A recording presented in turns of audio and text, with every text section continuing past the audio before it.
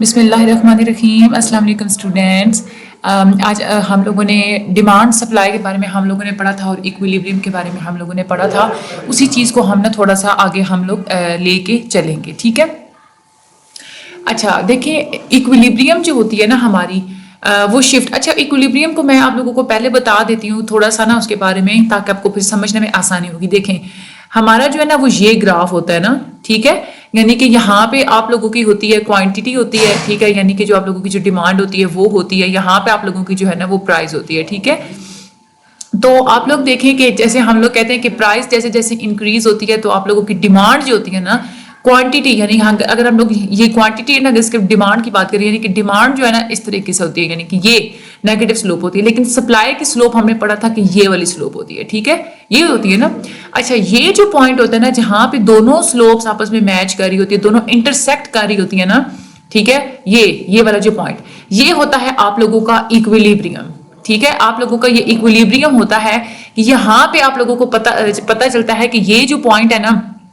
ये हमारी सोसाइटी में इतनी सप्लाई और इतनी डिमांड होनी चाहिए। इधर आप लोग इधर इसको इसके साथ आप लोग टच करते हैं ना, तो ये बताया जाता है कि आप लोगों की सोसाइटी में चीजों की ये प्राइस, किसी भी चीज की ना ये प्राइस होनी चाहिए। इक्विलिब्रियम जो है ना ये आप लोगों को ये बताता है। और ये यहाँ से अगर आप ट्रेस करें तो यहाँ से आपको ये बात पता चलती है कि आप लोग जो सप्लाई कर रहे हैं ना, वो आप लोगों ने चीज इस क्वांटिटी में सप्लाई करनी है, ठीक है। तो ये आप लोगों के ना इक्विलिब्रियम लेवल का ये होता है फायदा, जब आप इसको अंडरस्टैंड कर लेते हैं तो। अच्छा, यहाँ पे हम लोग बात करते हैं, ये जो इक्विलिब्रियम है, यानी कि ये जो पॉइंट है ये शिफ्ट भी करता है, यानी कि इधर उधर ये मूव भी करता है। कैसे करता है? अगर डिमांड कर्व शिफ्ट कर जाती है, फॉर एग्जांपल हमने बात की ना, ये वाली डिमांड कर्व है ना, ये अगर जो है ना, फॉर एग्जांपल मैं आपको थोड़ा सा इधर से कलर्स चेंज करके ना मैं बता देती हूँ। अच्छा, डिमांड कर्व की हम लोग बात करें, डिमांड कर्व पहले ये थी ना, अगर हम लोग देखते हैं कि अगर ये लेफ्ट में शिफ्ट कर जाती है तो आप लोगों का इक्विलिब्रियम फिर कहाँ पे आ जाएगा? यहाँ पे आ जाएगा, ठीक है। ये आप लोग कैसे देखेंगे? ये आप लोगों की डिमांड कर्व थी, ठीक है। आप लोग सप्लाई कर्व के ऊपर आप चलते जाएंगे, आप ये देखेंगे कि नई डिमांड कर्व कहाँ पे आपका इंटरसेक्ट कर रही है। यानी कि डिमांड कर्व के ऊपर जो है ना, अगर आप लोगों ने देखना है कि नया इक्विलिब्रियम क्या है, तो अगर डिमांड की वजह से इक्विलिब्रियम आया है तो आप लोग सप्लाई कर्व के ऊपर मूव करेंगे, ठीक है। अगर डिमांड आप लोगों की जो है ना वो इंक्रीज हो जाती है, यानी कि वो राइट मूव कर जाती है, तो इक्विलिब्रियम फिर यहाँ आ जाएगा, ठीक है। इसमें भी फिर सेम यही कंडीशन है। अगर आप लोग ये देखना चाहते हैं कि अभी जो है वो सोसाइटी में हमारे यहाँ इक्विलिब्रियम कहाँ है, तो आप लोग फिर से इसी लाइन के ऊपर चलते जाएंगे सप्लाई कर्व के ऊपर ना, आप लोग चलते जाएंगे और यहाँ पे आप लोग ये देखेंगे कि यहाँ पे इक्विलिब्रियम है, ठीक है। अच्छा, एक दूसरी बात ये भी होती है कि आप लोगों की जो इक्विलिब्रियम होता है, एक तो ये है कि वो शिफ्ट करता है डिमांड कर्व जब शिफ्ट होती है, और दूसरी बात ये कि सप्लाई कर्व जब शिफ्ट होती है ना, तब भी जो है ना आप लोगों का इक्विलिब्रियम शिफ्ट कर जाती है। वो कैसे करती है वो मैं आप लोगों को बताती हूँ। ये देखें, हमारी सप्लाई कर्व ये थी ना, ठीक है। तो अभी आप लोगों ने इसी चीज को आप लोगों ने देखना है, ठीक है। पहले आप लोगों की सप्लाई कर्व आप लोगों की ये थी, ठीक है। अब आप लोगों ने नई सप्लाई कर्व आप लोगों की ये आ गई, ठीक है। यानी कि आप लोगों की सप्लाई कर्व यहां मूव कर गई, ये आप लोगों का इक्विलिब्रियम, नया इक्विलिब्रियम ये वाला आ गया, ठीक है। इस तरीके से अगर आप लोगों की सप्लाई कर्व जो है ना वो लेफ्ट मूव कर जाती है, यानी कि प्राइस जब इंक्रीज हो जाती है, सप्लाई भी इंक्रीज हो जाती है, यहाँ पे फिर आप लोगों का ये इक्विलिब्रियम आ जाएगा। तो यानी कि इक्विलिब्रियम शिफ्ट कब करते हैं, इक्विलिब्रियम कर्व कब शिफ्ट करती है? जब डिमांड कर्व शिफ्ट करती है, जब सप्लाई कर्व शिफ्ट करती है, या जब दोनों शिफ्ट करती है, ठीक है। फॉर एग्जाम्पल पहले ये यहाँ पे दोनों इंटरसेक्ट कर रही थी, लेकिन फिर जो है ना एक ऐसा पॉइंट आता है कि दोनों अगर यहाँ पे इंटरसेक्ट करेंगे तो ये जो है ना वो मुख्तलिफ जो है ना इसमें पॉसिबिलिटी, ये आप लोगों का बहुत इंपॉर्टेंट है, ये आप लोगों के एमसीक्यूज में भी आता है कि क्यों शिफ्ट करती है, आप लोगों के शॉर्ट में भी आता है, ठीक है। अच्छा, 8 किस्म की पॉसिबिलिटीज होती हैं जब ये सारी शिफ्ट होती क्यों है? 8 किस्म की पॉसिबिलिटीज होती हैं। एक तो हम लोग ये पढ़ा कि जब सप्लाई जब आप लोगों की कांस्टेंट रहती है, यानी कि आप लोग जब सप्लाई को चेंज नहीं करते, ठीक है, सप्लायर अगर आप लोग सेम रखते हैं और आप लोग डिमांड बढ़ा देते हैं, ठीक है। हम लोगों ने यही देखा था ना कि यहाँ पे जब हम लोगों ने ये डिमांड करके बात की थी कि सप्लाई हमने ये बिल्कुल कांस्टेंट रखा था, इसको हम लोग नहीं छेड़ा था, हम लोगों ने ये वाली जो है ना ये वाली हम लोगों ने डिमांड बढ़ा दी थी। आप लोगों ने देखा था ना कि इक्विलिब्रियम फिर चेंज हो गया था। या अगर ये होता है कि डिमांड अगर आप लोग कांस्टेंट ही रखते हैं, ठीक है, ये डिमांड है ना इसको आपने चेंज नहीं करते, बल्कि आप सप्लाई को बढ़ा देते हैं, ये आप लोगों ने सप्लाई को बढ़ाया, तो यहाँ पे भी फिर आप लोगों को इक्विलिब्रियम शिफ्ट कर जाता है। या डिमांड और सप्लाई आप दोनों बढ़ा देते हैं, ठीक है। या आप लोग सप्लाई को एक ही जगह पे रखा, हमने एक ही जगह पे रखा था, ठीक है, एक ही जगह पे रख के हम लोगों ने क्या किया था कि हम लोगों ने डिमांड को डिक्रीज किया था, ये वाली हम लोगों ने जो लाइन ड्रॉ की थी, ठीक है। और दूसरी बात ये कि आप लोगों ने फिर डिमांड को जो है वो जो है ना कांस्टेंट रखा था, और आप लोगों ने सप्लाई को जो है ना सॉरी डिमांड को आप लोगों ने कम कर दिया था, सप्लाई को सेम रखा था, फिर आप लोगों ने डिमांड को अगर सेम रखे सप्लाई को, मतलब ये जो मैंने आप लोगों को यहाँ ये चीजें बताई है ना, ठीक है, ये वही यहाँ पे सारी पॉसिबिलिटीज लिखी हुई हैं। डिमांड और सप्लाई दोनों अगर इंक्रीज हो, डिमांड और सप्लाई दोनों डिक्रीज हो, अगर डिमांड इंक्रीज हो सप्लाई डिक्रीज हो, या जो डिमांड होती है वो इंक्रीज हो सप्लाई डिक्रीज हो, या सप्लाई इंक्रीज हो डिमांड जो है वो डिक्रीज हो, या एक चीज आप लोग कांस्टेंट रखें दूसरी बढ़ा दें, यानी आप लोग सप्लाई को पहले कांस्टेंट रखें और डिमांड जो है वो बढ़ाएं, फिर सप्लाई को कांस्टेंट रखें, डिमांड को आप लोग कम कर दें, फिर आप जो है ये चेक करें कि चाहे आप लोगों की जो है ना सप्लाई को आप कांस्टेंट रखें, डिमांड इस तरह से डिमांड को आप लोग कांस्टेंट रखें, सप्लाई को एक दफा बढ़ाएं, मतलब ये 8 किस्म की पॉसिबिलिटीज होती है जहां पे आप लोगों की इक्विलिब्रियम जो है ना वो कर्व आप लोगों की शिफ्ट कर जाती है। तो ये जो सिंबल होते हैं ना, ये वाला यानी कि इस तरफ जो एरो होता है राइट की तरफ या ऊपर की, इसका मतलब होता है कि चीज जो है ना वो इंक्रीज हो रही है, और ये जो सिंबल होता है इसका मतलब होता है चीज डिक्रीज हो रही है, और ये जो सिंबल है इसका मतलब होता है कि चीज जो है ना वो सेम है। ठीक है, ये आप लोग ना यहाँ पे जो लिखी हुई इसको आप लोग खुद ग्राफ्स में भी ड्रॉ करके ना, ये बड़ी इंटरेस्टिंग सी एक एक्टिविटी है। अच्छा, यहाँ पे आप लोग देखें ये जो 8 पॉसिबिलिटीज होती हैं, आप लोगों ने ये भी देखना होता है कि जब कभी डिमांड कर्व शिफ्ट होती है ना, ठीक है, तो जो न्यू इक्विलिब्रियम आता है वो हम लोग कैसे हासिल कर सकते हैं, हम लोग सप्लाई कर्व पे मूव करेंगे। ठीक है, ये देखें ये डिमांड कर्व, ये वाली हमारी पहले थी ना डिमांड कर्व, हमने ये वाली नई डिमांड कर्व हम लोगों ने नई डिमांड कर्व ये वाली हमने ली थी, फिर ये वाली हम लोगों ने ड्रॉ की थी। तो आप लोग फिर इक्विलिब्रियम को, नया इक्विलिब्रियम आप लोगों को कैसे पता चलेगा, आप सप्लाई कर्व के ऊपर मूव करेंगे। इसी तरह से जब सप्लाई कर्व को आप लोग शिफ्ट करते हैं ना, ठीक है, ये देखें ये वाली हमारी थी ना, ये वाली सप्लाई कर्व थी, पहले ये वाली थी, इसको हमने ऊपर शिफ्ट कर दी, ये जो ग्रीन वाली ये जो ऊपर है, ऊपर अगर आप लोग शिफ्ट करेंगे या आप लोग नीचे शिफ्ट करें, न्यू इक्विलिब्रियम को आप लोगों को पता कैसे चलेगा, आप लोग ये डिमांड कर्व के ऊपर चलते जाएंगे, जहां पे सप्लाई कर्व डिमांड कर्व के ऊपर इंटरसेक्ट कर रही होगी वही आप लोगों का नया इक्विलिब्रियम होगा। ठीक है, ये आप लोगों के एमसीक्यूज में आता है कि नया इक्विलिब्रियम का आप लोगों को कैसे पता चलता है, जब डिमांड कर्व शिफ्ट करती है तो आप लोगों ने सप्लाई कर्व के ऊपर मूव करना है, जब सप्लाई कर्व शिफ्ट करती है तो आप लोगों ने डिमांड कर्व के ऊपर मूव करना है। लेकिन जब कभी सप्लाई कर्व भी शिफ्ट होती है और डिमांड कर्व भी शिफ्ट होती है, फिर आपने क्या करना है, फिर आपने पहले डिमांड कर्व के ऊपर मूव करना है, बाद में आप लोगों ने सप्लाई कर्व के ऊपर जो है ना वो मूव करना है, तो वहां से आप लोगों को नया इक्विलिब्रियम पता चल जाएगा। ठीक है, ये आप लोगों के पॉइंट्स हो गए। आगे हम लोग चलते हैं, गवर्नमेंट का भी रोल होता है कि गवर्नमेंट आपको बताती है कि आप लोगों ने प्राइस क्या रखनी है और आप लोगों ने इक्विलिब्रियम कैसे मेंटेन रखना है, ये सारी चीजें आप लोगों को गवर्नमेंट भी बताती है। अच्छा, कैसे बताती है, देखिए प्रॉब्लम्स को पहले तो वो आइडेंटिफाई करते हैं कि सप्लाई और सप्लाई कर्व को, डिमांड कर्व को आप लोग कैसे जो है वो ना आइडेंटिफाई करते हैं। पहले तो आप लोगों को ये बात पता होनी चाहिए प्रॉब्लम्स कब होती हैं, जब आप लोगों की प्राइस और क्वांटिटी चेंज होती है ना, ठीक है, गवर्नमेंट जो है वो इक्विलिब्रियम के ऊपर बहुत ज्यादा असरअंदाज होती है। गवर्नमेंट जो होती है ना वो इक्विलिब्रियम को डिस्टर्ब कर देती है। कैसे डिस्टर्ब करती है कि गवर्नमेंट आप लोगों के मार्केट में ना मुदाखलत करके और जो है ना प्राइस को बता देती है कि आप लोगों की मैक्सिमम प्राइस किसी भी चीज की ये होनी चाहिए। इसको हम लोग कहते हैं प्राइस सीलिंग, यानी कि ये लाजमी करा देती है कि जो फलां प्रोडक्ट है उसकी आप लोगों ने मैक्सिमम प्राइस ये रखनी है, यानी कि वो हद बता देते हैं ना कि इस हद से ज्यादा आप अपनी प्राइस नहीं बढ़ा सकते, या वो प्राइस फ्लोर यानी कि मिनिमम प्राइस आपको बताते हैं कि इस चीज की कम से कम जो मिनिमम प्राइस है ये है, इस प्राइस से नीचे आप लोगों ने, इस प्राइस से आप लोगों ने अपनी चीज सस्ती सेल नहीं करनी। ठीक है, इस तरह से। अच्छा, ये आप लोगों के मिक्सअप भी हो जाते हैं बहुत सारे बच्चों को, ये बहुत इंपॉर्टेंट भी है। देखिए प्राइस सीलिंग जो होती है ना वो मैक्सिमम होती है। सीलिंग का क्या मतलब होता है, यानी कि जो छत के साथ आप लोग सीलिंग लगाते हैं वही होता है ना। तो आप लोग ये ज़हन में ये निशानी रख लें कि हम लोग ज्यादा से ज्यादा छत की तरफ मूव कर सकते हैं। अगर सेकंड स्टोरी नहीं है तो छत के ऊपर तो आप कहीं नहीं ना जा सकते, ठीक है, ना ही ऊपर आप लोगों की कोई आसमान की तरफ सीढ़ी लटकी हुई होती है। तो वो आप लोगों की मैक्सिमम हद होती है कि आप छत तक ही जा सकते हैं, ऊपर नहीं जा सकते। ठीक है, और ये याद रखने के लिए मैं आप लोगों को ये थोड़ी कहानी बता रही हूँ। तो प्राइस फ्लोर जो होता है ना, फ्लोर का मतलब क्या होता है, फर्श, यानी कि कम से कम आप अपने घर में अगर रहना चाहते हैं जमीन पे तो आप फर्श तक ही रहेंगे, फर्श से नीचे तो नहीं घुस सकते, यानी कि आप लोगों की मिनिमम जो हद होगी ना वो आप लोगों का फर्श होगा। तो यहाँ से आप लोग अंदाजा लगा सकते हैं कि सीलिंग जो आप लोग मैक्सिमम प्राइस के लिए यूज करते हैं और आप लोग फ्लोर जो है ना यानी कि उसको आप लोग मिनिमम प्राइस के लिए आप लोग यूज करते हैं। ठीक है, ये बहुत सारे जुगाड़ लगाया करते थे हम लोग स्कूल और कॉलेज के लेवल पे भी, और अब यूनिवर्सिटी लेवल पे भी जो मुश्किल चीजें होती है ना आप लोग ऐसे उनको याद किया करें, आप लोग खुद से सोचा करें।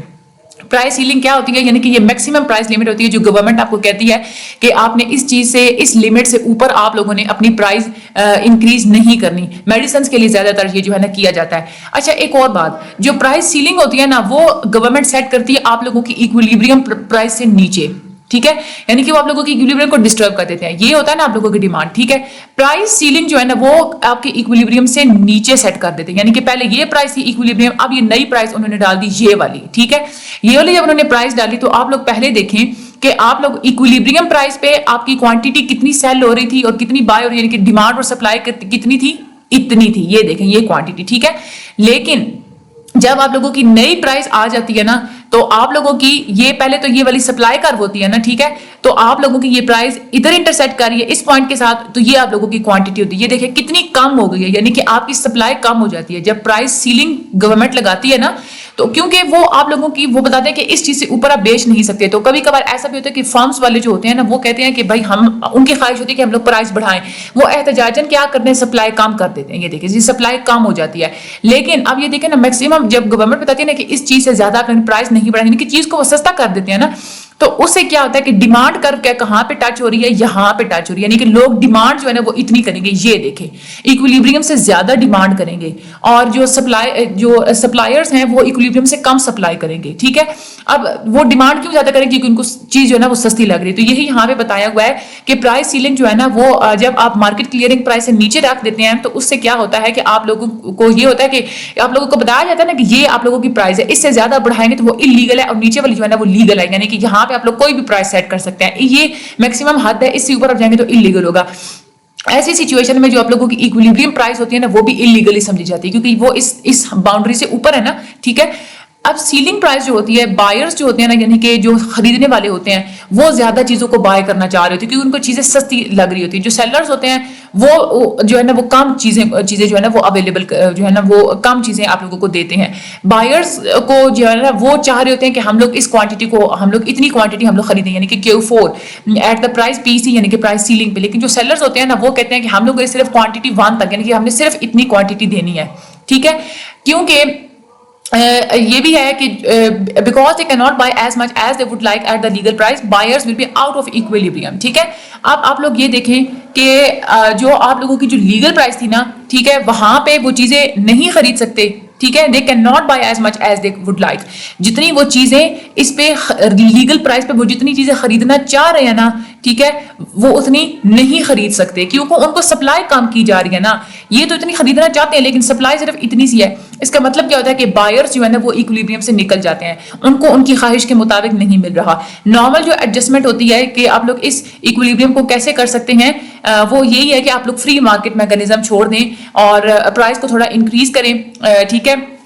The normal adjustment that this equilibrium would set into motion in a free market and increase in price is illegal and the buyers or sellers or both will be penalized if transactions takes place above PC, यानी कि यहाँ पे ये जो price ceiling होता है इसके ऊपर अगर आप लोग बेचेंगे तो खरीदने वालों को भी और जो बेचने वाला होता है उनको भी फिर सजा दी जाती है। जो बायर्स होते हैं, जो खरीदने वाले होते हैं, उनको इस प्रॉब्लम का उनको सामना करना पड़ता है कि वो ज्यादा खरीदना चाह रहे होते हैं लेकिन वो अवेलेबल नहीं होता। ये एक राशनिंग जो है ना ये एक प्रॉब्लम होती है, ठीक है। उसके बाद एक होती है प्राइस फ्लोर। प्राइस फ्लोर होती है कि मिनिमम प्राइस आप लोगों को बता दी थी गवर्नमेंट के, इस प्राइस से नीचे जो है ना आप लोग जो चीज है वो सर्विस आप लोग सेट जो है ना सेल नहीं कर सकते। वेजेस जो होती हैं यानी कि जो मजदूरियां होती है ना उसका बता दिया जाता है क्योंकि वो गरीब तबके के लिए वो होता है ना। फॉर एग्जाम्पल पहले 700 मजदूरी, अब उनको उसमें गुजारा नहीं हो रहा तो गवर्नमेंट कह देती है भाई सबने इन मजदूरों को 900 रुपये देना, ये आप लोगों की ये इनकी मिनिमम प्राइस है, इससे कम पे मजदूरों को कोई भी हायर ना करे, ठीक है। तो ये ज्यादातर लेबर्स के लिए, उनकी वेजेस के लिए ना, मजदूरियों के लिए ये ज्यादातर किया जाता है, ठीक है। तो प्राइस फ्लोर जो होता है ना वो मिनिमम प्राइस जो होती है वो हमेशा आप लोगों की इक्विलिब्रियम प्राइस से ऊपर जो है ना वो सेट कर दी जाती है, ठीक है। पहले जो है वो ये था, इतनी जो है वो क्वांटिटी थी आप लोगों की इक्विलिब्रियम में, लेकिन जब आप लोग प्राइस फ्लोर लगाते हैं तो उस वक्त क्या होता है, आप लोग ये देखें, ये डिमांड कर्व के साथ इतनी इंटरसेक्ट हो रही है, ठीक है। यानी कि लोगों को डिमांड कम हो जाती है। मैंने आप लोगों को वेजेस की एग्जांपल दी है, मजदूरियां जब बढ़ जाएंगी तो लोग क्या करेंगे, उनको हायर ही नहीं करेंगे क्योंकि वो कहेंगे हम लोग क्यों इतना पैसा लगाएं, इतनी महंगाई कर दी है भाई। लेकिन जो सप्लायर होंगे ना, यानी कि जो मजदूर होंगे वो इतनी क्वांटिटी में, यानी कि वो ज्यादा जो है ना वो काम ज्यादा करेंगे, एम्प्लॉयमेंट ज्यादा हो जाएगी क्योंकि उनको पता है कि हमें जो है ना तनख्वाह या हमें जो मजदूरी है ना वो ज्यादा मिल रही है। तो जो प्राइस फ्लोर होता है उससे हमेशा यही होता है कि आप लोगों की जो है ना सप्लाई बढ़ जाती है और लेकिन आप लोगों की डिमांड जो है ना वो कम हो जाती है। प्राइस सीलिंग सिर्फ आगे यही वो सारा उन्होंने बताया हुआ है, ये मिनिमम प्राइस होती है जिसको हम लोग प्राइस फ्लोर कहते हैं। ये जो वो प्राइस होती है कि जो बायर्स होते हैं ना वो इक्विलिब्रियम में होते हैं, लेकिन जो सेलर्स होते हैं ना वो इक्विलिब्रियम में नहीं होते। यानी कि जो सेलर्स यानी कि जो मजदूर तबके वाले होते हैं वो इक्विलिब्रियम में नहीं होते, क्योंकि उनको कोई हायर नहीं कर रहा होता, फिर बेचारों को उनकी नीड्स नहीं फिर पूरी हो रही होती। वो सेल करना चाह रहे होते हैं क्वांटिटी, इतनी क्वांटिटी वो सेल करना चाह रहे होते हैं, लेकिन जो बायर्स है ना वो सिर्फ इतनी क्वांटिटी जो है ना वो खरीदना चाह रहे होते हैं। तो इस एडजस्टमेंट को जो है ना प्रिवेंट अगर आप करना चाहते हैं, एडजस्टमेंट प्रोसेस को अगर आप लोग इस चीज को आप लोग प्रेजेंट करना चाहते हैं कि आप लोगों की जो प्राइस है वो फॉल कर जाए, तो गवर्नमेंट फिर क्या करती है कि जो सरप्लस यानी कि बच जाता है, क्योंकि चीजें अब लोग नहीं ना कर रहे, वेजेस मतलब लोगों को हायर नहीं करेंगे, या जो है ना आप यूं समझ लें कि किसी चीज के बारे में मिनिमम प्राइस थी,